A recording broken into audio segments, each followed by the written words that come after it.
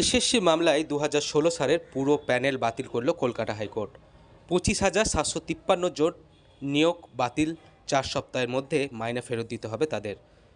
এই বিষয়ে সোমা দাস জানান, আজকের রায় তিনি অনেকটাই খুশি হয়েছেন, কারণ এই দুর্নীতির জন্য তারা দীর্ঘদিন ধরে যে ভোগান্তির শিকার হয়েছে, যারা দীর্ঘদিন ধরে লেখাপড়া করার পর এত কষ্ট করে পরীক্ষা দিয়েছেন, তাদের চাকরি হয়নি এই দুর্নীতির কারণে।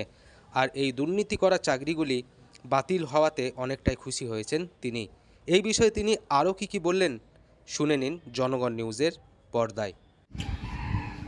আজকের রায়ে আমি অবশ্যই খুশি হয়েছি, কারণ আজ এই দুর্নীতির কারণেই আমাদের ভোগান্তি। আর যারা আমরা যোগ্য জেনুইন যারা প্রার্থী ছিলাম, যারা এত বছর কষ্ট করে পরীক্ষা দিয়েছি, তাদের চাকরিটা হয়নি শুধুমাত্র এই দুর্নীতির কারণে। সেখানে সেই দুর্নীতি করে পাওয়া চাকরিগুলো বাতিল হয়েছে, সেটা অন্তত খুশি হয়েছি।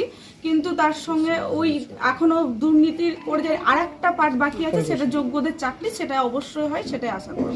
যারা আন্দোলন করেছিল এতদিন ধরে, আপনি তাদের সাথী, কি বলবেন তাদের বিরুদ্ধে?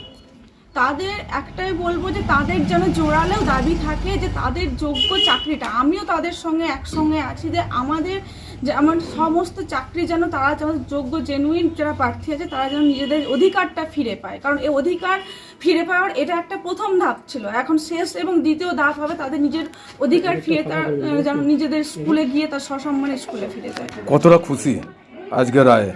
আর অনেকটাই খুশি, তবে ওই যে খুশি সম্পূর্ণ হতে পারিনি, কারণ একটাই আমাদের ছিল যে দুর্নীতির কারণে আমরা আমাদের যোগ্য অধিকার ফিরে পাইনি, সেই অধিকার যেন ফিরে পাই, সেই অধিকার ফিরে হলে সম্পূর্ণ খুশি পাব।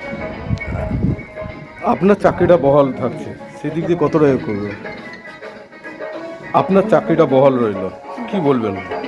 আমার চাকরিটা হিউম্যান রাইটসের আন্ডারে হয়েছিল, সেটা আজ 2 বছর আগেই সেটা হয়েছিল।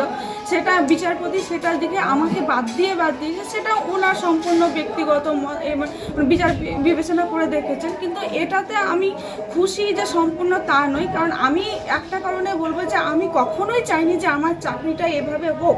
সেটা পরিস্থিতির বিভিন্ন কারণে হয়ে গেছে, কিন্তু এটা আমার অনেকেই অনেক রকম মন্তব্য আমাকে শুনতে হয়।